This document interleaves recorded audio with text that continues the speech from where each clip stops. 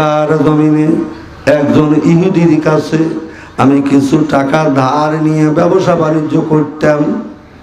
হুজুর আমাকে একটা দিন সময় দাও, আমি ইহুদির কাছে যাই, আমি এই টাকাটা ফেরত দিয়ে ঋণ মুক্ত হয়ে আসবো, এই সময়টুকু দিয়ে দেন। বলতেছে না, এখান থেকে তোমাকে এই সুযোগ দেওয়া হবে না, তুমি যদি না আসো। বলে লোক আমাদের সাথে দেন। বলে তাদেরকে তুমি যদি রাস্তায় মেরে ভালায় দাও, তোমার তো বিশ্বাস নাই। ওই সময় হযরতে আবু যর নামক একজন সাহাবী, উনি বললেন হুজুর আপনি অনুমতি দিয়া দেন, ওই যুবক যদি মক্কা থেকে ফিরে না আসে, আমি হযরতে আবু যরকে যে কোনো শাস্তি, হত্যার বদলে আমাকে যদি আপনি হত্যা করেন, আমি জামিনদার হয়ে গেলাম। জোরে কোন মারহাবা, আরো জোরে জোরে কোন মারহাবা। ও বন্ধু, আমি যখন এই কথাটা বললাম, বলার পরে আমার এক মা, পরে বলি বাবা, পরে বলি, আমাকে আগে আসতে দেন। হ্যাঁ ঠিক আছে, স্বামী, আচ্ছা। আমার ভাইয়েরা, আমি যেই কথাটা বলতে সমাপ্তি আনছি বাজান, দুইটা পয়েন্টের উপরে। ওইদিকে দুইটা ছেলেকে এখনো জিন্দা হয় নাই, রাসূল ওই বাড়িতে এখনো বিদ্যমান। ও বন্ধু, এবার বলতেছিলাম, হযরতে আবু যর বললেন হুজুর ওমর রে, আমি এই যুবকের জন্য জামিনদার হইলাম, ছেড়ে দেন। আগামীকাল আসরের পরে, কিন্তু জুমার পরে আসরের পরে এই যুবকের বিচার হবে। আবু যর বললেন ঠিক আছে আপনি করেন, আমি মেনে নেব। যদি ফিরে না আসে, ওর পরিবর্তে আমাকে কাল্লা নামায় দিন, আপত্তি নাই। কত বড় ইমানদার। ও বন্ধু, হযরতে আবু যর খলিফাতুল মুসলিমিন ওমরে ফারুকের কাছে থাকলেন, কারাগারে বন্দুক রাখলেন। রাখার পরে যুবকটা চলে গেলেন মক্কায়। যাওয়ার পরে ইহুদির কাছে যায় বললেন, ভাই এই যে গচ্ছিত তোমার টাকা, তুমি নিয়ে নাও। দেখে চোখে পানি। বলে কাঁদো কেন, কি হয়েছে? বলে যা হবার হয়েছে, তোমার কোনো শোনার দরকার নেই, ধরো ধরো তুমি টাকা নাও। টাকা নেওয়ার পরে, ফেরত দেওয়ার পরে, পরের দিন জুমার দিন প্রথম নাম্বারে গেলেন মার কাছে। ও মা, মা গো আমাকে বিদায় দাও, তুমি 10 মাস 10 দিন পেটে করে আমাকে রাখছো, আজকের দিন এটাই হয় তোমার মা ডাক শেষ। ও মা তুমি আমাকে বিদায় দাও। মা ডেকে বললেন, বাবা এমন করে কথা বলো, কারণ কি? মা গো কেন বলি? মার কাছে বলতেছেন, মা মক্কার জমিনে জলিল কদর একজন সাহাবী হযরতে আবু যরকে আমি রেখে আসছি, আমাকে মা বিদায় দাও। ঘটনা মার কাছে বললেন। মা ডেকে ডেকে বললেন, চোখের পানি ছেড়ে দিয়ে বললেন, বাবা গো আয়, তুই আমার কাছে আয়।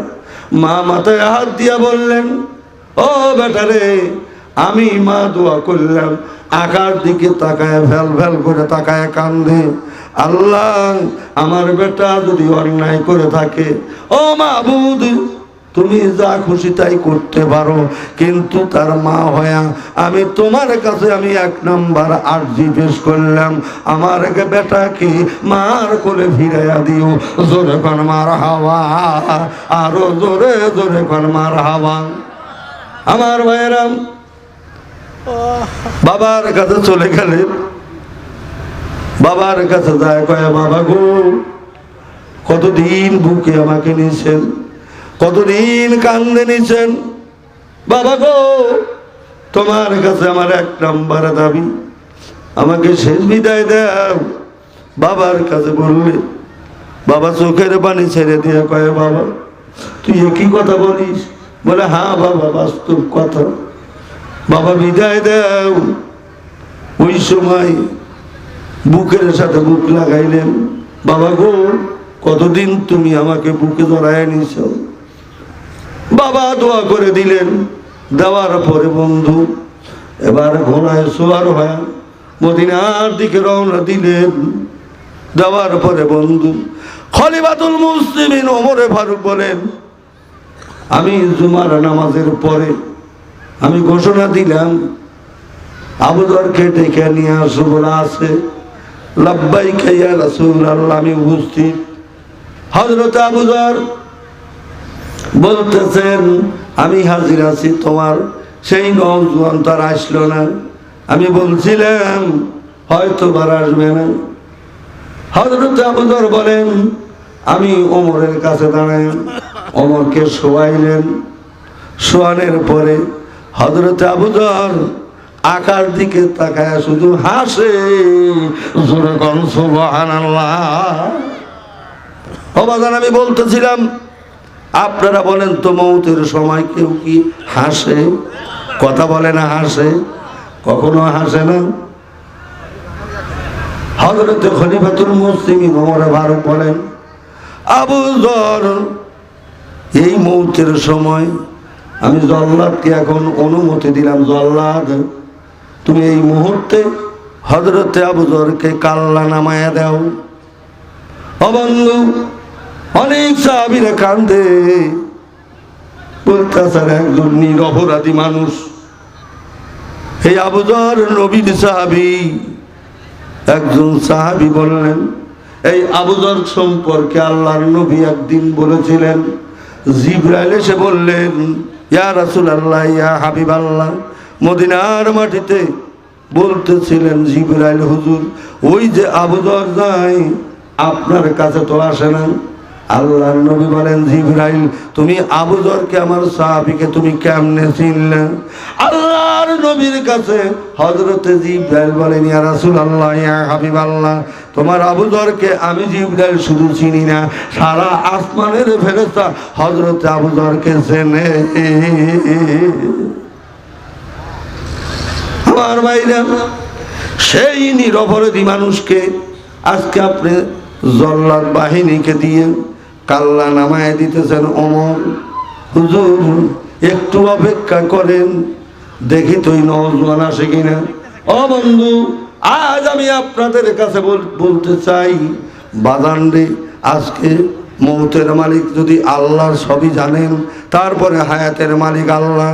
আপনাদের কাছে গ্যারান্টি দিয়া গেলাম, ও বন্ধু, যদি আল্লাহ আপনাকে কোলে তুলে নেয়, আপনার খাঁটি যদি মৌত হয়, ইমানি মৌত যদি হয়, এই কবরে আসলে কবরে হবে আসল ঠিকানা, কবরে পাবেন শান্তি।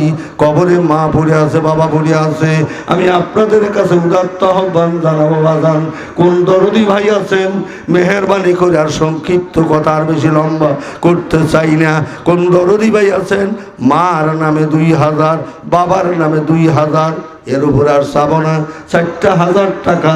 কোন বন্ধু আছেন মেহেরবানি করে, একটু মেহেরবানি করে আসুন, আমি আপনাদের কাছে প্রাণ খুলে দোয়া করব।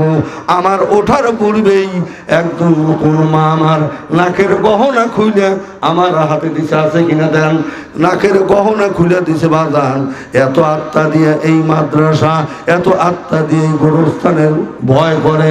বাজান, কোন দরদি ভাই আমার আছেন মার নামে 2000, বাপের নামে 2000, এই 4000 টাকা কোন দরদি ভাই আছেন মেহেরবানি করে একটু আসুন, প্রাণ খুলে দোয়া করব, মেহেরবানি করে একটু আসেন। বাজান রে, আমি আপনাদের জন্য প্রাণ খুলে দোয়া করব। 1, 2, 3, 2000 আহারে, দেখছেন বাবা বাবার নাম কেদার, এটা কেদার বলেন তো।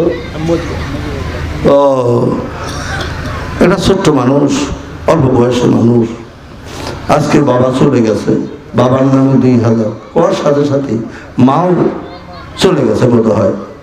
মা ছাড়া মাও গেছে, মাও চলে গেছে। আজকে চোখের পানি আসছে, বাড়িতে গিয়ে মা বলে ডাক দিতে পারে না, আমি নিজেও পারি না। বাজার, সেদিন ওয়াজ করতে করতে খুব ভয় পাচ্ছিলাম। ওয়াজ করতে করতে হঠাৎ করে মাহফিলের ভিতর থেকে আমার এই জীবনে 2টা মানুষ হার্ট ফেল হয়। গত কয়েকদিন আগে একজন ওয়াজ করতেছি, এমন হয়তো পরে শুনলাম যে হুজুর গতকাল কর বেটা মারা গেছে, আর এই ওয়াজ আপনি করতেছেন। আমি কি জানি, হার্ট ফেল হয়ে গেল, ধরাধরি করে নিয়ে গেল। আবার এই যে টাঙ্গাইলের ভিতরে টাঙ্গাইলেরা আসছে ওয়াজ করতে করতে মাহফিলের ভিতরে হার্ট ফেল হয়ে গেল, ডাক্তার নিয়ে এসলো। আমি সব আনা সাইডিয়া দিয়ে আর হুন্ডা নিয়ে মারলাম, তো বাবু যদি মরিয়া যায় তাহলে তো আজ আমার আসামি। আহারে পলাছিলাম, পলা এসে রাস্তার মধ্যে দেখি ওই যে রেজাউল সাংবাদিক আছিল, ওর বেটা। আমার গাড়ি তো চলে না, কয় হুজুর এবার দৌড় মারছেন। তারপর দেখি যে প্লাগ খুলে গেছে।